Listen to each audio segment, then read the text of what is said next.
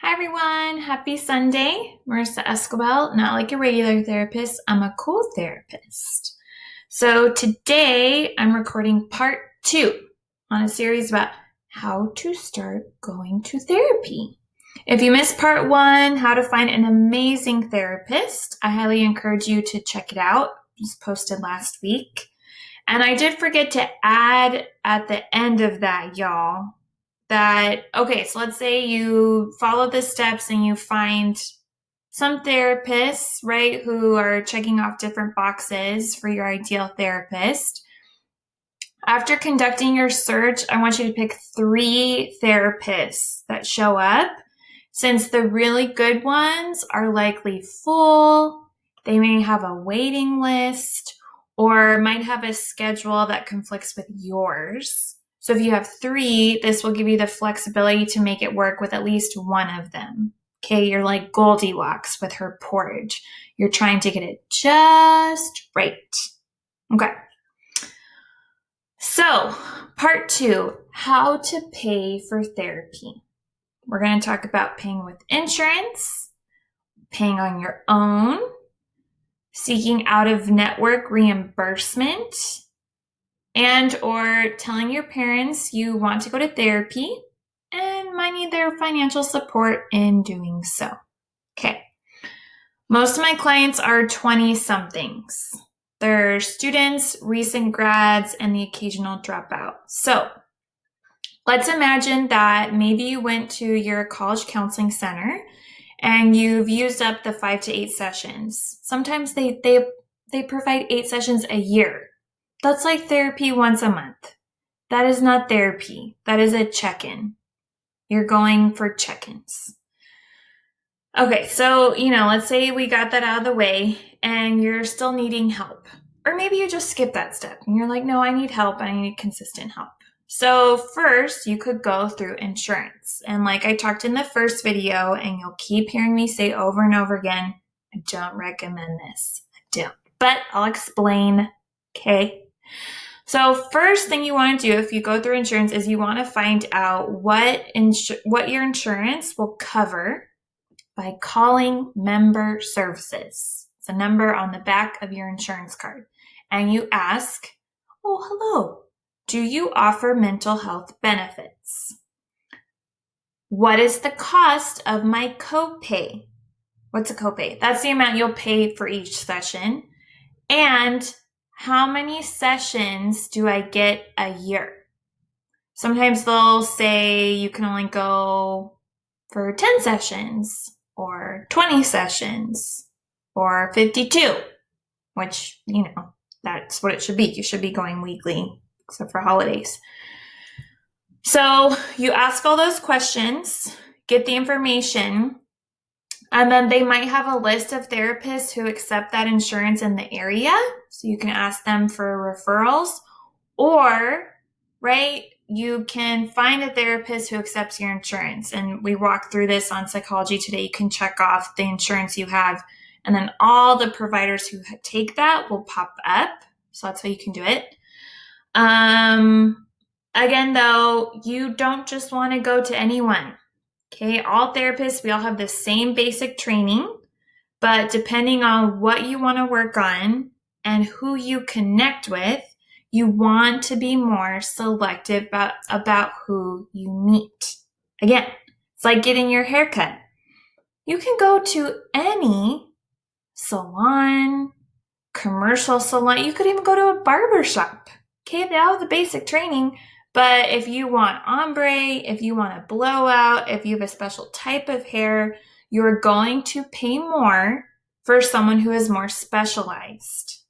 That's the same thing with therapy. And also, insurance demands a diagnosis, which goes on your permanent medical record, and they can randomly look at the notes. They can ask for the notes and what's going on in session, and they can ultimately decide,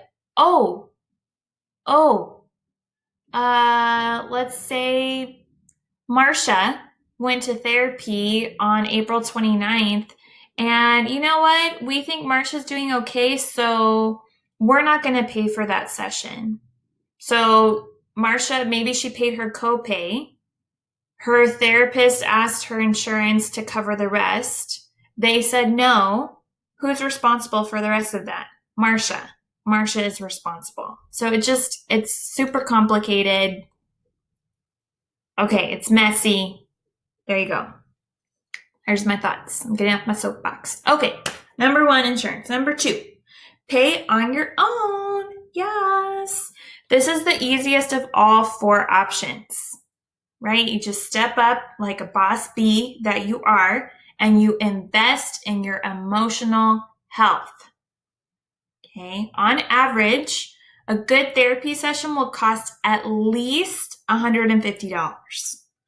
And I don't know, people are like, what? $150? Yes. Your therapist has earned that. They are a trained professional, and you deserve it. I keep emphasizing, pay hundreds now so you don't have to pay thousands or millions later due to self-neglect and not getting your together sooner. And no, okay, you might not pay thousands or millions in dollars, but it will be the cost, the emotional cost and toll of being in crappy relationships, crappy jobs, anxious for decades, and what that does to your nervous system, depressed, and what behaviors that leads to, self-sabotage that will continue on, and that's going to cost you, right? The pain of not meeting your potential and just all the consequences of living a life that you sense could be better. Okay, that's the cost. That's why you're investing in your emotional health now. Okay. Yeah, and then even all of that could cut a few years off of your life due to the bad habits. Check yourself before you wreck yourself. Okay. All right. Number 3, we did insurance. We did paying on your own. Third option is out-of-network reimbursement, which is the marriage between insurance and paying on your own. They get married for number 3. So let's say you find a therapist, okay, an amazing therapist. Maybe they don't take your insurance. Or after watching all these videos, you're like, okay, yeah, no, I want to skip insurance. You can ask the therapist if they will provide you with a super bill on a monthly basis. Okay, what the F is a super bill? It's a receipt. It's an invoice. I don't know, maybe because it's the equal to the number of sessions you went to that month. So it's super, right? Super therapy, super bill. And right, so your insurance or your therapist, right? They type up this super bill and they give it to you. You take the super bill, you give it to your insurance company, and you say, this is how much I spent on therapy, and they will pay you back. They will reimburse some, maybe none, or all of that cost. So how do you go about out-of-network reimbursement? Call your insurance again, and you ask, do you reimburse for out-of-network services? How much? What is the cap on the annual reimbursement total? Okay, so they can say, yes, Marcia. Marcia is today's client. Marcia, we reimburse for out-of-network services. We reimburse 50%. So if you pay $150 for a session, we will pay you back $75. Okay. And the cap is $1,500. That's how much we will reimburse you in 2020. Okay. So you consider those numbers. And again, some insurance companies, they provide nothing, zilch, zero, nada. And others will reimburse you 100%. They will match you dollar for dollar, which is great. So, who knows? This is tricky though, because like I explained in step 1, insurance companies demand that if you see someone in network, like in step 1 or option 1, or out of network, like this option 3, you have to have a diagnosis that goes on your permanent medical record. Ugh. So just know. But it's nice to have a certain percentage of your therapy reimbursed. So you have to weigh the costs and decide what is best for you. All right. 4th option. Okay. 20-somethings. This is the reality of some of my clients' lives, is they might need help from mom and dad. Okay, so 4th option is to ask mom and dad for financial help paying for therapy. Okay, how do you do that? How do you tell your parents, A, you want to go to therapy? Oh God, right? And B, you need their financial support in going without triggering deep, deep shame. I'll admit, I went to therapy the first time when I was 19, and I did not tell my parents. And I paid for it by myself. Yeah, so it's hard. Basic tips. Okay, first of all, take a deep breath. Okay. Second step, you tell them that despite your best efforts, you are needing help from a professional for your emotional health needs. You need help from a professional. Therapists are professionals. That sounds professional and mature. Third step, okay, they may ask, why? Why do you need to go to therapy? Oh, God.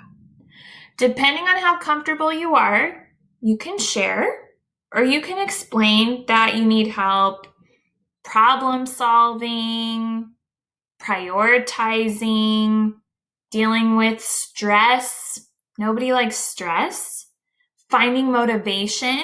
All parents want their children to have motivation. Or figuring out your next step. You're in your 20s. You don't know what's going on. They don't know what to do. And you need help figuring out your next step. That sounds nice. It sounds nice, right? Parents want to pay for that. And then you ask them for help paying for therapy. And they may too be like, what? That's a lot of money. Okay, just like your education, you are wanting to invest in your emotional health. Okay, they've invested, they've helped, they've supported you in seeking education, right? Now we're focusing more internally. And you can say, you know what? Most therapy, the research shows that people start to benefit within 7 sessions. 7 weeks, okay? And you can tell them, I'm going to do the work, and the research shows that there will be significant change within 6 to 12 months, right? It's like taking a class. I'm going to invest in myself for 6 to 12 months, and overall, in this short amount of time, I'm going to make effective change that could last for years, forever. Okay, so, right, going back to pay now so you don't have to pay later. And say, I want to build my confidence, and that will help me do better at school, find a better paying job, end up with my soulmate. So then I don't have to, fail out of school, end up at a crappy job, marry an idiot, and pay for a divorce, and all the emotional turmoil for all of that. Okay? Let's just resolve this stuff now so it doesn't affect you later on. Those are good selling points. And then last, you could say, Mom, Dad, I need your help. And also, let's split the cost. Let's go halvesies or thirdsies. And they're likely a big reason why you need to go to therapy. So it's okay. It's okay to ask. All right. So those are the 4 ways you can pay. Insurance, on your own, out-of-network reimbursement, or asking your mom and dad for help. And, it's worth it. You are worth it. My current therapist is $200 an hour, and you bet I am engaged, right? I'm doing the work. I'm addressing everything that's unresolved to resolve it, to hashtag live my best life. And you can too. Any questions, please comment, and I'll see you next week when we discuss how to go about setting up your first therapy session. What to look for in your potential therapist on their website, videos, etc. What questions to ask them on that initial call, right? What you're trying to, like, the cues, the visual cues, the auditory cues, what are you listening for to make that good connection before you set up that first appointment. Marissa Escobel, therapy for young adults in California. Not like a regular therapist, I'm a cool therapist. Thank you for watching.